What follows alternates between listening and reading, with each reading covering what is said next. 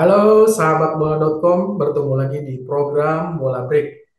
Kali ini bersama saya Rizky akan membahas mengenai timnas Indonesia di bawah arahan Patrick Kluivert.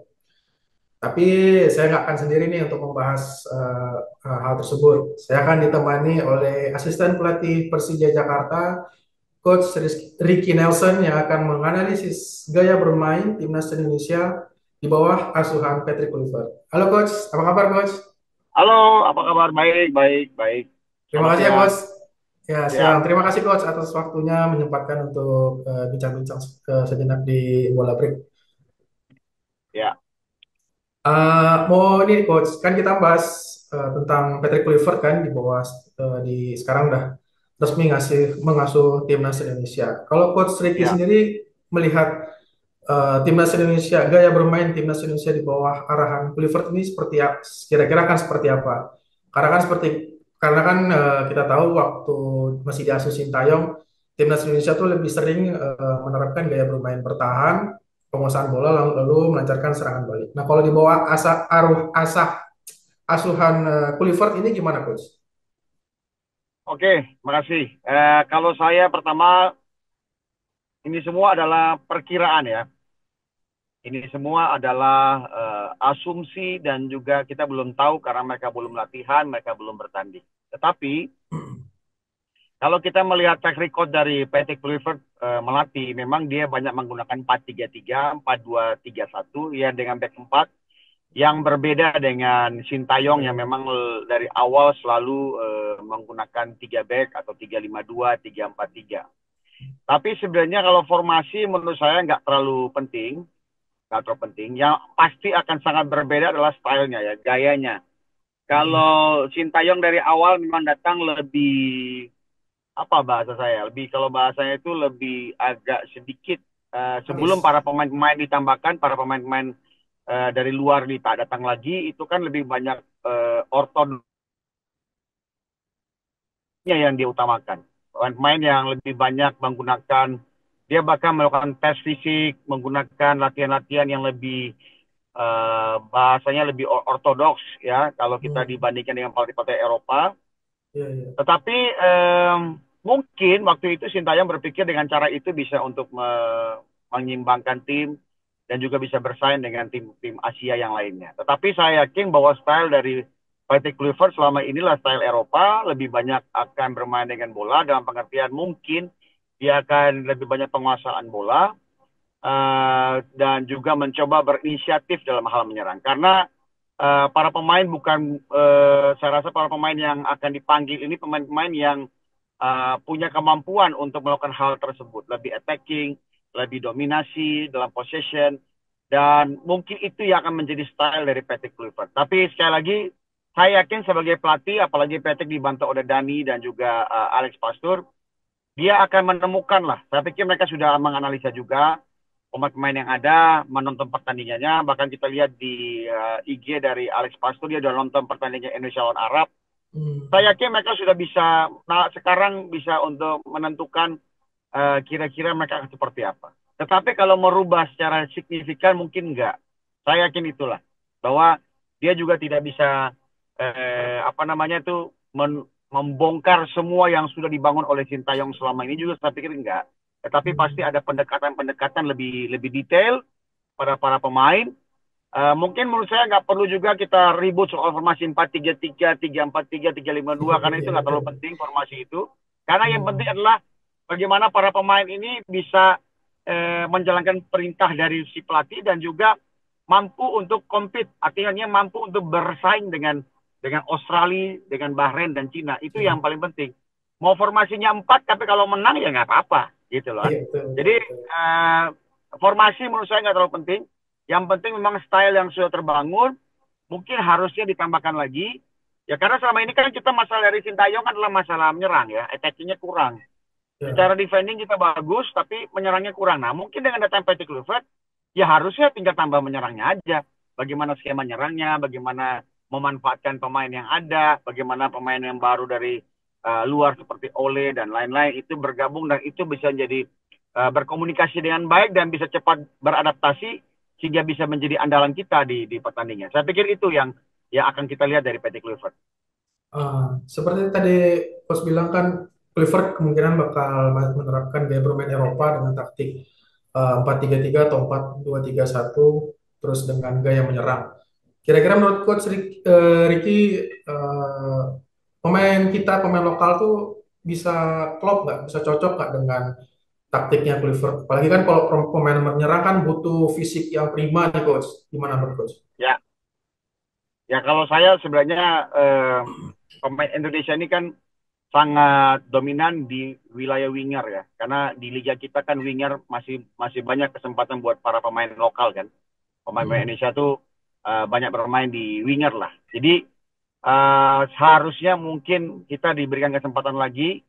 Mungkin saja kalau main dengan 4 back, bermain dengan 4-3-3, 4-2-3-1 itu kan berarti post wingernya jelas. Ya, Ya, siapa tahu misalnya Egy Fikri lebih banyak dikasih kesempatan, Egy Maulana, Witan diberikan kita. kesempatan. Dalam Hmm. pengertian ya kemampuan mereka kalau bermain di winger kan itu sangat sangat sudah teruji lah. Yance Yakob misalnya. Itu adalah pemain winger yang harusnya menjadi andalan kita gitu. Dan ya kalau mungkin Patrick tahu bahwa itu adalah sesuatu keunggulan kita, harusnya mungkin tim pelatih bisa juga mengeksplor lebih dalam bagaimana para winger-winger ini dimanfaatkan, diakomodasi, diberikan sesuatu yang lebih baik sehingga para winger-winger ini bisa memberikan kontribusi lebih kepada tim. Jadi memang dengan bermain 3-4-3 ada juga pemain winger, tapi memang mungkin dengan formasi itu winger kita yang selama ini di klub banyak bermain 4 tidak terlalu eksplor. Tetapi dengan misalnya kita bermain 4-3-3, 4-2-3-1, winger-winger kita mungkin punya kesempatan untuk lebih banyak eksplor gitu. Kalau dengan taktik 4-3-3 atau 4-2-3-1 ala Clifford, eh, gimana Coach? Bisa nggak kira-kira timnas Indonesia tuh bermain ala total footballnya Belanda tuh Coach? Dengan kombinasi pemain lokal dan pemain keturunan. Ya, kalau pertama kita harus ngerti bahwa total football itu bukan berarti menyerang aja. Ya, kalau melihat total football zaman Johan Cruyff ya berbeda ya. Ya, Tetapi harus jelas bahwa total football sekarang itu adalah bermain dengan tiga momen penting, menyerang, bertahan, dan transisi. Jadi saya lebih tepat kita menyebutnya adalah sepak bola namanya sepak bola apa namanya itu? Bukan reaktif tapi sepak bola proaktif. Nah, sepak bola oke. proaktif. Nah, jadi memang sepak bola yang ingin menguasai, ingin mendominasi baik dalam Hmm. menyerang maupun bertahan. Jadi itu lebih tepat disebut dan mungkin saja kalau pakai bahasa yang lebih lama ya oke kita sebut total football. Total Hanya football. kita harus jelaskan bahwa total football itu bukan berarti nyerangnya doang gitu. Total football Pertahanannya itu juga ya harus solid. bertahan juga harus gitu. Iya, iya, Jadi iya. kalau ditanya bagaimana kekompakan para pemain, saya pikir kalau pemain-pemain yang bermain di luar itu sudah sangat jelas ya. Maka dengan ada PT Kluivert, rasanya pasti saya sangat yakin mereka komunikasi nomor satu. Nomor satu sepak bola itu komunikasi. Komunikasi jauh lebih mudah. Ya, jauh Hmm. lebih mudah karena tidak perlu translator segala macam. Jadi Hmm. bisa langsung masuk. Lalu saya pikir juga para pemain yang ada antara yang bermain di Liga 1 dan juga pemain yang bermain di Liga Eropa, di Liga luar, itu sebenarnya nggak ada masalah. Mereka rasanya sebagai pemain profesional, mereka akan berjuang habis-habisan, berjuang Hmm. mati-matian, karena itu sudah dibuktikan sama mereka selama ini. Walaupun misalnya pasti ada yang tidak setuju dengan gaya main Sintayong, tetapi ketika di lapangan mereka akan mati-matian buat Indonesia. Nah, itu saya pikir juga akan menjadi tolak ukur buat mereka karena kalau mereka bermain bagus, diliput bagus, kontrak mereka pasti naik, klub lain juga pasti akan melihat mereka. Jadi saya sangat percaya para pemain sangat profesional, mereka pasti komunikasinya lebih baik dan mereka pasti semangat juga dengan pelatih baru dan mereka mau untuk bermain maksimal supaya siapa tahu kita bisa lolos ke Piala Dunia kan gitu kira-kira. Jadi Amin, saya amin, sangat amin. yakin para pemain gak akan baper-baperan lah. Para pemain akan fight, para pemain akan profesional. Mereka pasti tahu bagaimana yang terbaik untuk Indonesia. Demi Garuda tidak ada ya Coach. Ya harus itu, harus. Dengan taktik 4-3-3 atau 4-2-3-1 tadi Coach, kira-kira pemain yang nantinya akan menjadi andalan dalam skema permainan timnas Indonesia di bawah Clifford itu kira-kira siapa Coach menurut pandangan Coach Ricky? Ya, kalau misalnya bermain empat, memang kalau depan ya mungkin ada apa Ole Ramsey itu yang baru ya. Nah, kalau di klub memang saya lihat Ole ya cukup menjanjikan secara video-video yang kita lihat ya. Karena memang Hmm, menurut saya Ragnar Oramagun ini lebih ke nomor 10, winger dan nomor hmm, 10 atau winger dan second striker, nggak terlalu bagus sebagai striker nomor 9, striker depan. Ya Ole lebih striker, lebih positioning di dalam kotak penalti. Tapi memang sekali lagi kita belum menemukan lah, belum menemukan pemain yang bermain di luar sana yang kualitas untuk menyerangnya itu sama seperti Jay Isis sebagai bertahan, siapa lah, Verdong misalnya gitu. ya, Ya memang lebih banyak kita kita melihat ya, mungkin ada datanya tapi kita nggak tahu. Eh, kita berharap PSSI menemukan satu striker lagi yang memang top lah, memang bagus gitu. Ya mungkin kalau yang isu sekarang adalah Jairo ya. Jairo yang bermain di mana sekarang tuh? Kalau nggak Belgia Belgia apa di mana saya di lupa. Belgia coach. Ya Belgia ya. Hmm, Tapi Jairo itu gelandang nomor 8, gelandang bertahan, gelandang menyerang gitu. hmm, Gelandang tengah gitu kan. Jadi saya pikir masih butuh sebenarnya selain Ole Ramsey mungkin ada perlu lagi satu pemain yang memang kualitasnya ya bermain di top ya di klub bagus gitu. Karena itulah yang akan menjadi ujung tombak kita. Karena sebenarnya saya pikir kayak kemarin sebenarnya Sintayong banyak sekali melakukan counter attack. Kalau misalnya Ragnar, Rafael itu finishingnya bagus, kita menang kemarin. iya, iya, Tapi betul, kan betul. memang finishingnya kan Ini jelek sih, gitu kan itu iya. masalahnya. Nah, jadi butuh striker yang memang punya finisher gitu. Nah, Iya, iya. mudah-mudahan Ole bisa menjawab itu gitu. Kalau Ole bisa menjawab ya oke, tapi kalau enggak ya kita butuh lagi satu striker yang memang benar-benar top class. Itu aja. Kalau dapat striker yang bagus, saya pikir cukup, cukup dan kita bisa akan kompetitif lah dengan Australia, bahkan Jepang pun kita bisa kompetitif. Bisa, bisa Asal bersaing ada lah coach ya. strikernya. Siap, siap. Iya, Nah, betul coach tadi betul. kan menyinggung soal Jairo Red Bull sama Ole Romney. Dua pemain ini kan Ya, akan segera dinaturalisasi kan coach. Kalau ya. coach melihat dengan kehadiran Jairo, misalnya kayak Jairo nih, Jairo pasti kan di lini tengah saingannya sama Ricky Kambuaya. Kalau Oli Romeni bisa Egi, Witan, Ramadan Sananta, atau enggak si Malik Rizaldi. Nah, kira-kira dengan kehadiran dua pemain naturalisasi ini, apakah akan justru membuat kans pemain lokal kita untuk memperkuat timnas Indonesia semakin sulit, Coach? Kalau saya pikir gini, kita kita jangan terjebak dulu dalam bahasa Rizky tadi. Kita Siap, semua siap. yang bermain di Indonesia adalah pemain lokal gitu. Kan dia Indonesia, jadi dia lokal. Jadi ya Hmm. akan Patrick Kluivert akan mempunyai pemain yang kedalaman skuadnya lebih lebih komplit ya dengan adanya Jairo. Kan selama ini kan berapa kali Sintayong itu menggeser Nathan Choan ke tengah. Dari Ya, awal betul. dia back kiri, wing back kiri, dorong ke tengah. Lalu Hmm. kadang-kadang Tom Haye harus bermain nomor 8 dengan posisi bermain 3-4-3. Dan kita tahu Tom Haye bukanlah tipikal pemain nomor 8 yang bisa box to box. Dia sangat nggak kuat. Dia nggak Hmm. nyaman. Tom Haye adalah pemain nomor 6, murni nomor 6 yang lebih pada stylish.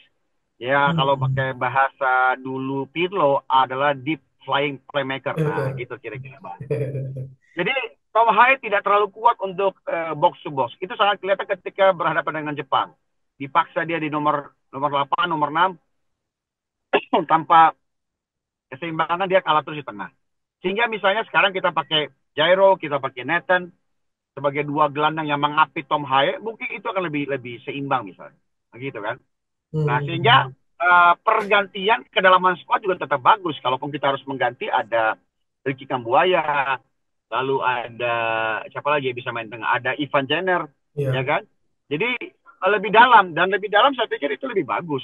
Jadi ketika pemain yang datang pilihannya banyak, saya pikir itu bagus buat Patrick sebagai seorang pelatih untuk menentukan dengan game ini siapa yang harus main, siapa yang bisa bikin perbedaan dan saya rasa ya bagus-bagus aja. Ya kita support aja karena supaya timnas kita juga bisa prestasi gitu.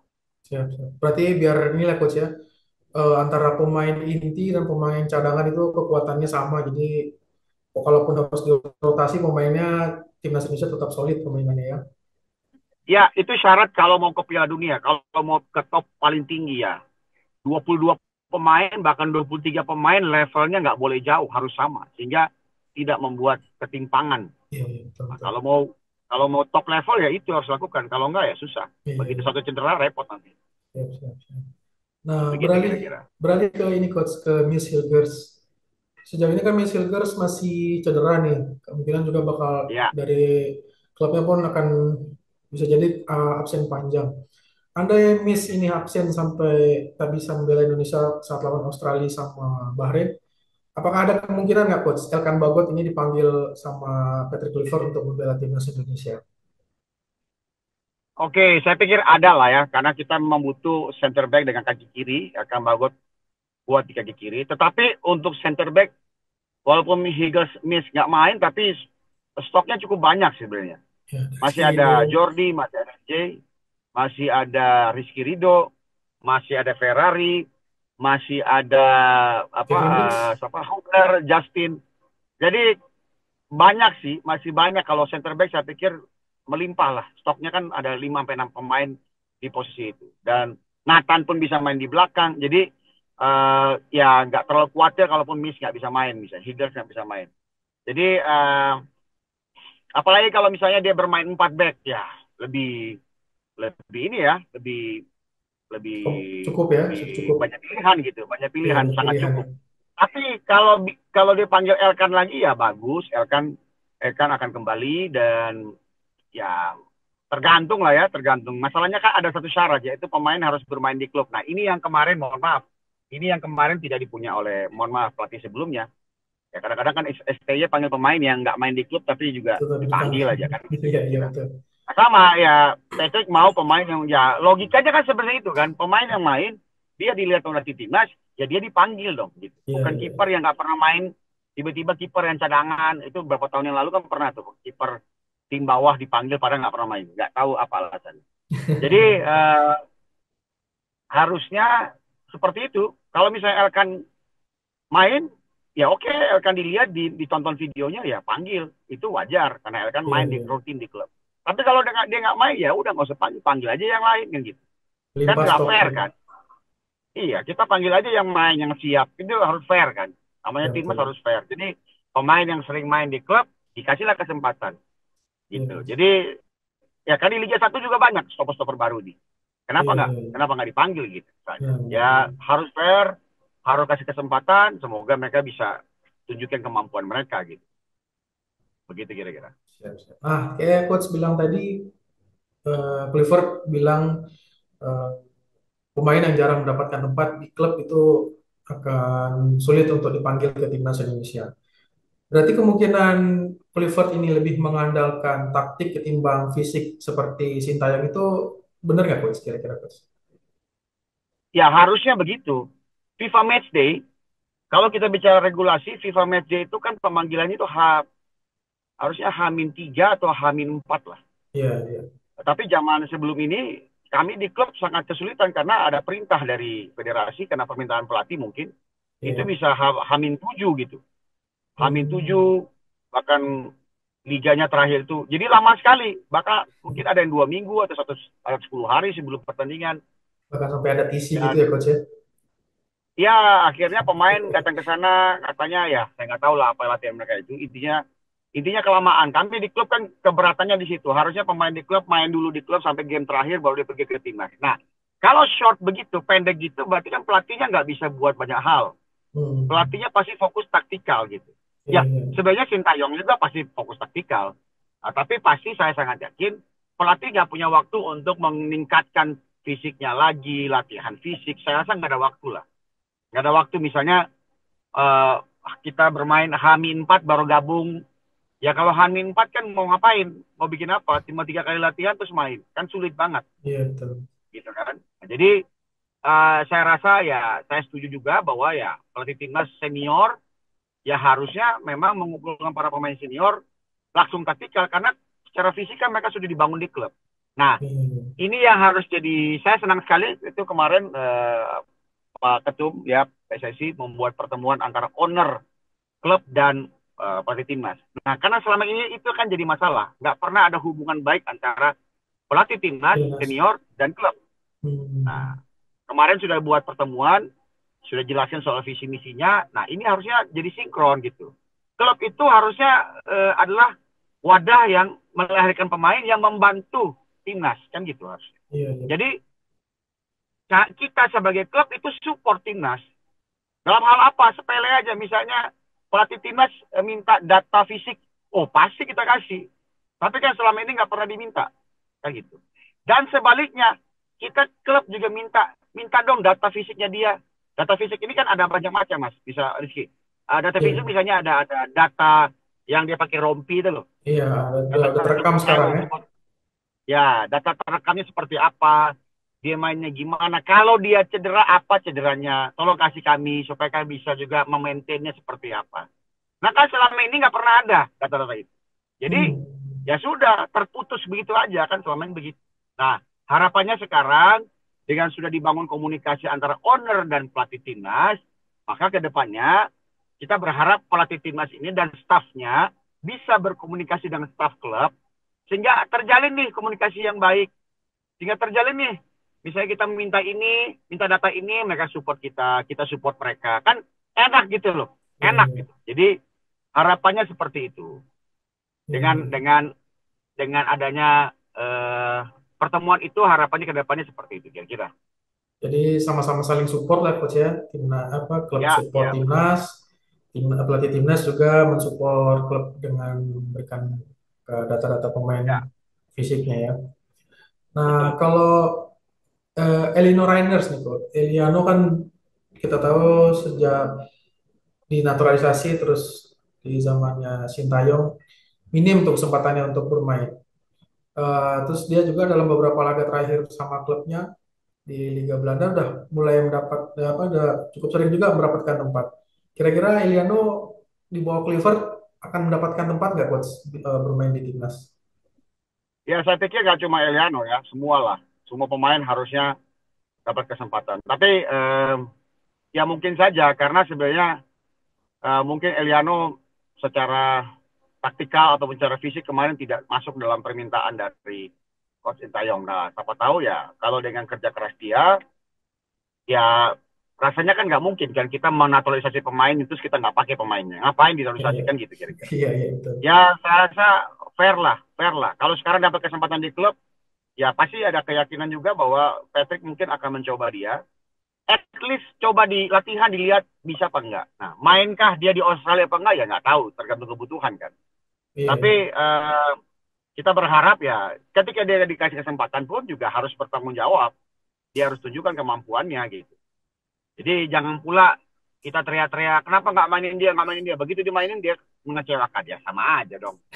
Nah, iya. kan gitu kira-kira. Jadi ya tekanan buat Eliano juga, dia juga harus tanggung Bu- jawab, dia juga harus komitmen, membuktikan dia juga memang layak dinaturalisasi. Ya kalau dia bisa bermain, ya mohon maaf, kalau dia bisa bermain seperti kakaknya di AC Milan sih, top banget itu. Iya, Tijani ya.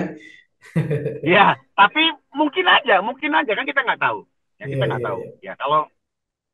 Ya kalau dia bisa bermain dengan level seperti kakaknya ya luar biasa gitu. Tapi ya semoga lah, semoga ada kesempatan dan dia bisa membuktikan bahwa dia layak, membuktikan dia layak dinaturalisasi oleh Indonesia, membuktikan dia layak bermain di tim nasional. Itu yang paling penting. Hmm. Semoga lah Eliano membuktikanlah kemampuannya ya sebagai pemain Ya, naturalisasi harus itu. harus Apalagi kan harus. dia pemain serba bisa kan coach, bisa dimainkan di posisi mana aja dia bisa bawa pengaruh lah untuk Indonesia. Ya Nah, itu malah lebih bagus gitu, lebih bagus. Kalau dia bisa punya banyak posisi, ya lebih bagus gitu. iya ya, benar-benar. Nah, Clifford kan udah punya dua asisten nih coach asal Belanda, Dani Lanza sama Alex Pastor. Akan ada lagi dua asisten pelatih asal Indonesia. Kira-kira menurut Coach Ricky yang paling cocok siapa nih coach? Apa mungkin Coach Nova dipanggil lagi untuk dampingin Clifford atau Coach Bima masuk atau mungkin Coach Kurniawan yang lagi ada di Como coba ditarik karena kan mungkin Coach Kurniawan eh, paham sih sedikit dengan udah mulai paham lah dengan gaya bermain sepak bola Eropa. Kira-kira dua asisten pelatih timnas Indonesia di bawah arahan Clifford menurut Coach Ricky siapa kira-kira? Saya pikir sih saya susah lah menyebut nama ya, karena kan kita adalah seprofesi semua. Bahwa siapa yang layak ya semua layak gitu. Mau coach Fahri, mau coach Kurniawan, Coach Bima, Coach Nova, semua layak. Tapi saya pikir yang paling penting adalah siapapun yang dipilih nanti itu Hmm. tidak hanya merepresentatif bahwa dia dari PSSI atau dia mewakili dari Indonesia gitu. Hmm. Tapi kan tujuan dari PSSI memilih 2 asisten dari Indonesia itu adalah untuk mentransfer ilmu. Kan gitu kan bahasanya. Nah, Hmm. poinnya setelah ditransfer ilmu oleh para pelatih dari luar ini, apakah 2 pelatih tersebut juga mentransfer ilmunya ke kami semua? Kan gitu kira-kira. Hmm. Nah, apakah ilmu itu turun nggak sampai bawah? Sampai di kita pelatih di klub, sampai di pelatih youth misalnya, sampai di pelatih SSB bila perlu.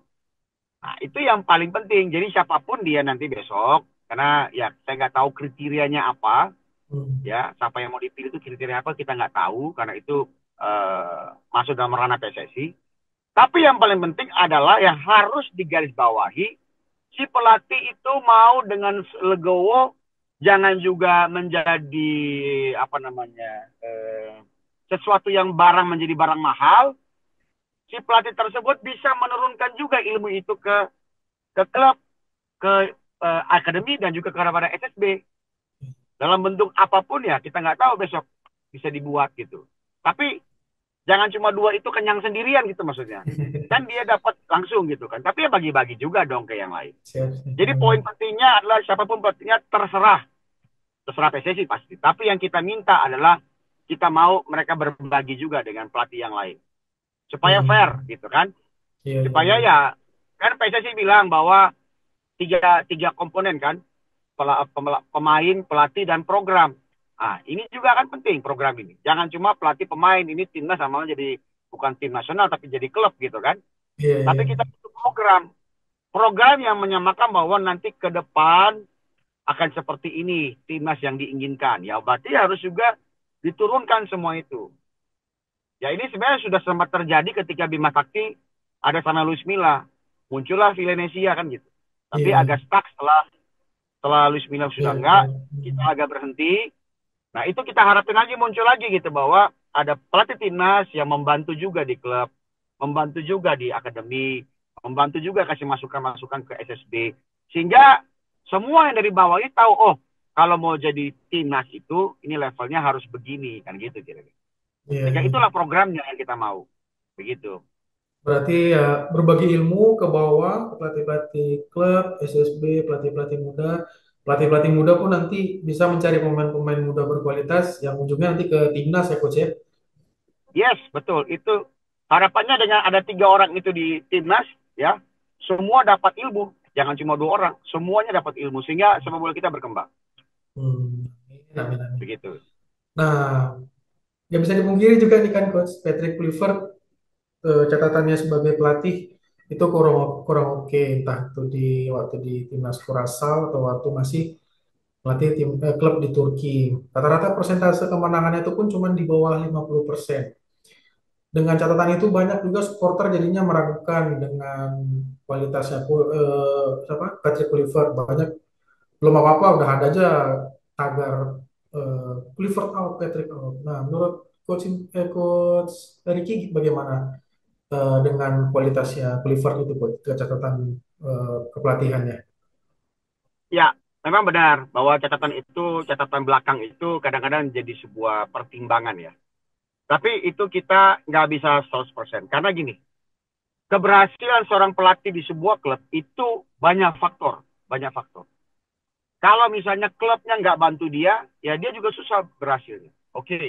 Kalau misalnya di klub itu dia nggak punya pemain yang hebat juga, susah juga dia. Cuma dia sendiri Hmm. dibayar, terus pemainnya nggak bagus, ya sulit juga dia. Sulit juga, gitu kan. Lalu banyak faktor yang bisa membuat keberhasilan. Jadi kenapa sekarang orang pesimis? Ya pasti, karena mungkin melihat track record seperti Track itu. recordnya. Tetapi Iya. kita harus optimis bahwa sekarang PSSI manajemennya bagus, support habis-habisan. Lalu PT dikasih 2 tim pelatih yang bagus juga. Lalu disupport ini, disupport lagi pemain. Kalau semua saling support, saya pikir ya pelatih pasti dia akan juga mengeluarkan kemampuan semaksimal mungkin gitu. Karena sekali lagi, menang secara tim itu tidak tergantung seorang satu orang pelatihnya enggak juga. Dia butuh asisten yang baik, Dia butuh analis yang bagus sehingga bisa menganalisa lawan seperti apa. Dan terakhir dia butuh pemain yang bisa eksekusi bagaimana hasil meeting mereka kan gitu. Nah, mungkin di klub-klub sebelahnya atau tim-tim sebelumnya dia nggak punya itu misalnya. Nah, harapannya dengan ada di sini ya semua mensupport dan bisa menghasilkan hasil yang baik ketika semua saling support. Iya, Jadi betul. sekarang kan sama aja. Banyak kok juga sang Rikat di Arab Saudi emang berhasil. Iya, Enggak iya, juga. iya, iya, iya. Kan enggak juga. Padahal Van Rikat datang dari Barcelona loh. Apa Iya. yang kurang dari CV dia kan gitu. Kayak Roberto Mancini Jadi juga ya, Coach. Roberto Mancini ke Arab Saudi juga bubar tuh. Iya. Ya bahkan saya dengar dari mereka bahwa nggak gampang karena merubah budaya di Saudi Arabia itu sulit gitu. Sulit. Ya jadi nggak itulah itu tidak bisa jadi sebuah patokan. Tetapi yang paling penting adalah bagaimana si pelatih itu mau kerjasama. Nah itu yang mungkin dipilih oleh Pak Erik karena mungkin si PT Kluivert ini open minded, dia mau kerjasama dengan yang lain, itu sehingga terjadilah yang namanya tim gitu, tidak cuma satu orang gitu. Ya jadi Hmm. terus kenapa orang sekarang kita kenapa melihat Coach Sintayong berhasil kemarin ya karena mungkin Coach Sintayong berhasil menemukan sesuatu yang memang dia mau kepada taktikal di dalam tim secara kecil dan disupport gitu. Jadi sekali lagi kita nggak bisa memprediksi bahwa ini akan gagal, nggak juga, nggak juga. Paling penting adalah semua kalau semuanya disupport, rasanya pasti ya ya ada hasil positif lah pasti kita dapat gitu kira-kira. Siap, siap. Berarti kita sebagai supporter harus terus mensupport dan mendoakan supaya timnas kita makin Yes, bagus ya, Coach. harus harus karena ini semua belum jalan lah, sabarlah gitu, sabar, sabar aja. Berproses. Nah, balik ke yang tadi Coach, dengan yang Coach Vicky bilang, ini masih berproses dan Cliffordnya juga asalkan dia disupport, eh, pasti ya akan menemui keberhasilan gitu. Nah, kira-kira Ya, bakal bisa berhasil nggak nih Clifford untuk pertama kalinya membawa timnas Indonesia ke Piala Dunia di Coach 2026? kalau Piala Dunia saya 50-50 lah. Yakin, Ya, aduh masih galau banget lah, masih galau. Dalam pengertian, wow itu mimpi yang benar-benar luar biasa ya kalau bisa berhasil ya. iya, iya, betul. Benar-benar crazy lah kalau gitu bisa benar, wah ini gila banget kalau bisa benar-benar lolos Piala Dunia itu. Tetapi saya melihat um, saya lebih cenderung ke program sih karena ya saya pelaku kan, Iya, saya pelaku. Jadi artinya kita berharap sepak bola itu levelnya bisa naik gitu. Sepak bola kita ya. Pemain yang paling penting ini, pemain binaan kita, klub kita Liga 1 ada yang mampu bersaing dengan para pemain-pemain dari luar itulah, yang dari liga luar gitu. Kalau itu bisa terjadi ya, mungkin belum saat ini kita lolos Piala Dunia, tapi mungkin di 2030 bisa jadi kita lolos, bisa gitu kan. Saya pikir untuk lolos Piala Dunia ya, kalau itu terjadi itu luar biasa banget.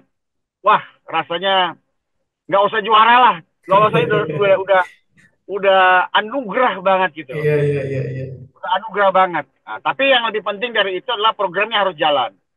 Program sepak bolanya harus jalan. Supaya yang selama ini terputus antara liga kita, hubungannya nggak beberapa kali tidak sinkron dengan pelatih timnas, mudah-mudahan ini lebih baik lagi Amin. dan secara keseluruhan program itu ke bawahnya bisa lebih jelas karena itu yang paling penting di bawah. Selain prestasi di atas, kita juga butuh peningkatan level di bawah, level sepak bola kita di bawah, sehingga para pemain yang diciptakan ke depan nanti itu yang mampu bersaing dengan para pemain-pemain yang berkompetisi di luar. Bahkan kita harusnya nanti ke depan pengennya lebih banyak lagi ngirim pemain berkompetisi di luar. Nah itu yang harapan tanda petik yang lebih mahal dari Piala Dunia. Jadi nggak cuma Marcelino sekarang yang main di luar, kita bisa kirim lagi banyak orang pemain di luar, nggak cuma Arhan. Kita coba bisa kirim lagi pemain-pemain banyak yang keluar. Dan itu yang akan lebih baik di depan nanti. Kira-kira seperti itu. Iya, iya. Apalagi eh, bisa membangun ininya lah Coach ya. Apa namanya, fondasi buat timnas Indonesia tuh bukan cuma untuk beberapa tahun ke depan, tapi untuk seterusnya ya Coach. Ya, Kualitasnya betul, semakin betul. meningkat. Betul. Eh, Terakhir nih coach, prediksi Ya. coach Ricky, formasi ideal timnas Indonesia di bawah Clifford itu seperti apa coach?